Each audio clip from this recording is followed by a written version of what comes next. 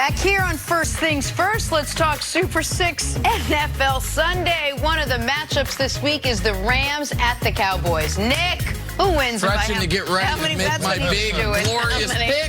I told you guys I'm going to win the Super 6 this week. You can't win the contest if you don't get them all right. So let me get ready. Rams by 4. How about that, Nicely done. I like it. I like it. I'm going to go with the Rams as well. But by 7, I don't have any confidence in this Dallas Cowboys team. The Rams got to have this game. They're going to take care of business. Unfortunately for you, Canty, as I said a moment ago, I'm going to win the contest, which means I'm going to get it exactly right. Would you like to adjust your pick to Rams by 4, or are you going to stick with 7? No, I'm going to stick with 7. Okay, well, Canty's What is this, Price is Right? I'm just telling him Canty's been eliminated. He made his pick. It's a good pick. Okay, and he's now officially the first person eliminated from Super 6 this week, because we all know it's going to be Rams by 4. Okay, we'll see what happens. I'm on your corner. There you go. Shockingly. Don't even really get it. No. Before the games kick off Sunday, download the Fox Sports Super 6 app. Play for free for a chance to win $250,000 of Dairy Stay here for a second? Can I ask you a question? Yeah. What did you not get? It says Rams by 4. Well, what difference does it make if it's 4 and 7? It's all more. It's the whole contest. It's the contest. It's to get it right. So you have to pick the exact number. It's week 15, Jenna. Okay. We've done this every week. I didn't know it was the exact number. Jenna's not going to win Super 6 this week. That I know. That was a spread. Anyway, time for stories to start your morning. The Ravens beat the Jets on Thursday Night Football. Along the way, Lamar Jackson broke Michael Vick's single-season rushing record for a quarterback. He also showed off his arm, throwing 5 touchdown passes, tying Vinny Testaverde's franchise record with 33 on the season. Candy, how great was Lamar last night? Lamar was phenomenal. It's unbelievable what he's able to do. I mean, just the pressure that he puts on opposing defenses. Going into last night's game, the Jets had the #1 ranked run defense, and they got rung up for over 200 yards on the ground. But that's because of Lamar Jackson, just his ability to be a threat on every single play, all run plays and pass plays. He's probably the most dangerous offensive weapon in the National Football League. And Candy, you weren't here yesterday, but yesterday when we were talking about this game, I said I would like, we knew they were going to beat the Jets. I'd like to see them work on some things like the downfield passing.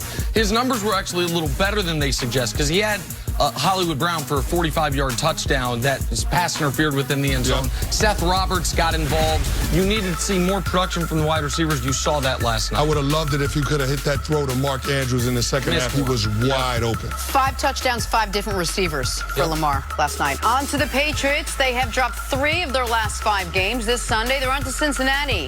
And Tom Brady isn't taking the Bengals lightly. He knows how important this game is, saying it's the biggest game of the year. Nick, do the Patriots have to dominate for you to feel good about them moving forward?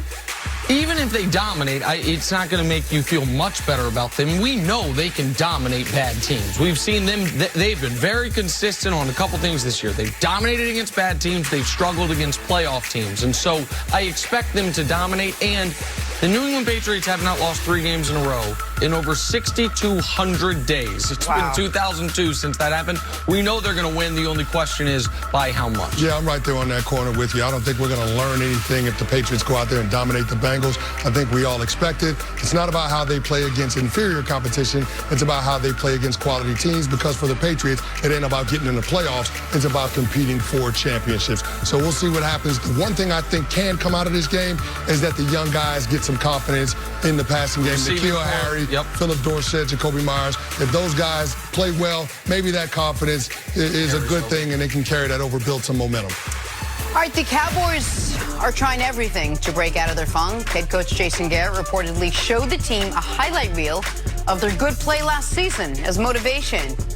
Candy, does something like this actually work for players? No, it don't work, Jenna. It don't work, but Jason Garrett ain't got no answers. If you're grasping at straws, if you're pulling tape from last year, I mean, that just shows you that you've lost your team. I mean, players are not going to respond to that. Everybody that's a part of the National Football League understands that your team is completely different from year to year. Even if you have, by and large, the same personnel, it's clear that this year's Cowboys team is not as good as last year's Cowboys team.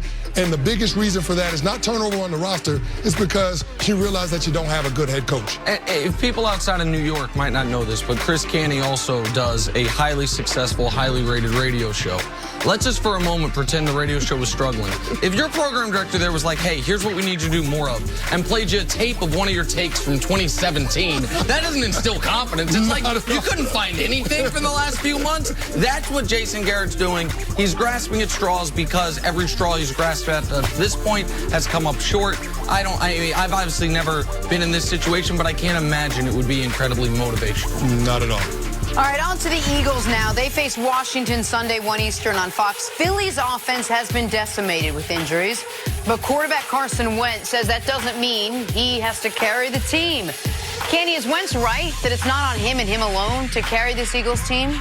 Well, no, it's not on him alone, but he does need to carry this team. He has to play better. Carson Wentz needs to be better. It's been a long time since Carson Wentz had a game where he had a passer rating north of 100. You got to go back to week 8 up on the road in Buffalo. Now, that was a really good Bills defense. And so, yeah, Carson Wentz played like a guy that you spent the 2nd overall draft pick in years back for, the guy that you also paid $34 million a year on a contract extension. So, yeah, Carson Wentz, because they're shorthanded on the offensive side of the ball, has to make everybody around him better.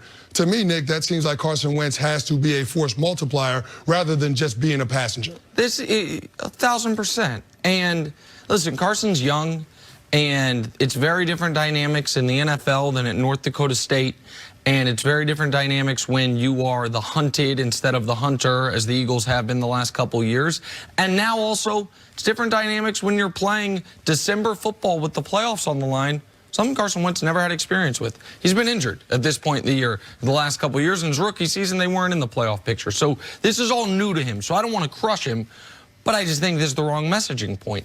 In any organization, if you become shorthanded, it is up to either the highest paid or the most forward-facing person, very often those are the same person, to rally the troops, and even if they don't believe it, say, guys, I'll handle it. I will lead us through this stretch while everyone gets their legs underneath them. And that's what the team needs to hear from Carson. And by the way, it'd be one thing if they had played in the Giants game the way they played in the Eagles game, or in the Dolphins game, where the offense played well enough to win and the defense just fell apart. But that's not what happened against the New York Giants. What happened against the Giants was for, 42 minutes, the Eagles were held to 3 points. The offense needed to do better. Wentz needed to play better and didn't until the very end. So if I'm on the Philadelphia Eagles, if I'm Boston Scott, who's got no NFL experience to speak of, Miles Sanders, a rookie, the replacement for Lane Johnson on the offensive line, Vitae or whomever's going to be filling in there, what I want to hear from my $128 million man is, I got it. Even if he goes home and tells his friends, I don't know if I got it. I am nervous. I don't know what's going on. You want to exude that level of confidence, but Doug Peterson and Carson Wentz don't right now seem super comfortable in their situations and don't seem to know what motivational buttons to push. No, you're absolutely right. And this brings into question Carson Wentz's ability to be a leader in that locker room. And we've heard grumblings the last couple of years about Carson Wentz and whether or not the team would be better off having Nick Foles as their starting quarterback. Now, it hasn't gone well for Nick Foles down in Jacksonville, but it was clear while Foles was with the Eagles, the offensive players responded differently with him under center as opposed to Carson Wentz. So for me, this is an opportunity for Carson to answer a lot of questions, not only to people outside of that building, but also for some of the guys in his locker room, because guess what? They still have a chance to be able to win the NFC East. All they have to do is win their next 3 games. I mean, if you told them that they would have the start to the season that they've had and still be in this position going into week 15, I think that they would take it, but it's going to require, if they're going to win this division, Carson Wentz playing a lot better than he did, especially last week, where for the first half of that game, he wasn't the best quarterback on the field. It was Eli Manning on a 2-win Giants team, a guy that had just stepped in after being benched week 2 against Buffalo. So, I mean, Carson Wentz has to go out here and have a dominant performance.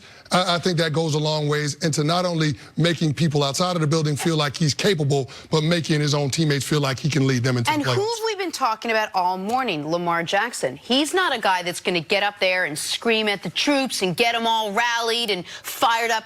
He leads in a different way. We're not asking Carson Wentz to step so far out of your comfort zone that you can't lead. Maybe fake it a little bit, but you have to find a way to get in touch with the guys in your locker room. You want the guy that just got his $100 million contract to say, hey, I am going to take it on my shoulder. Let me lead you, but let's get together and do it. Well, here's the thing, Jenna. Confidence comes from demonstrated performance. And Nick Foles showed you when everything was on the line, he was capable of winning games for this team. He's won playoff games for the Philadelphia Eagles in 2 separate seasons, including that championship run that they had in 2017. For Carson Wentz, he's never done that. So you got to go out there and show and prove, and going out there and playing well, even though it's against an inferior Washington Redskins team, I think that would help. And so when you look at the matchup, he should be able to be productive because even though he won't have Alshon Jeffrey and he won't have Lane Johnson, the Washington Redskins defense is awful. They're particularly bad at defending against running backs in the passing games and tight ends in the passing game. They're at the bottom of the league in both of those categories.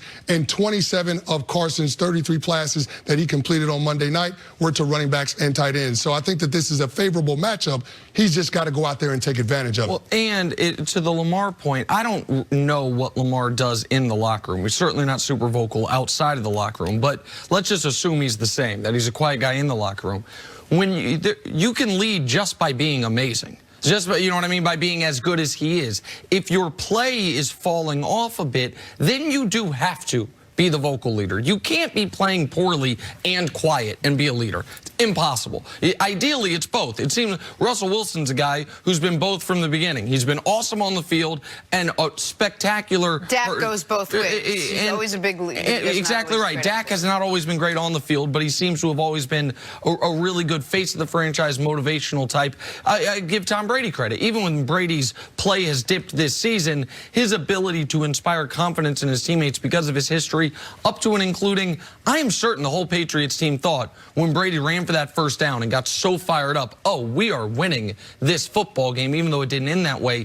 If you're not playing well, you've got to do as the quarterback the things behind the scenes better. That's something Carson Wentz is still struggling with to a degree. All right, let's break there. Coming up, is Lamar not only the best running quarterback, but also the best passer?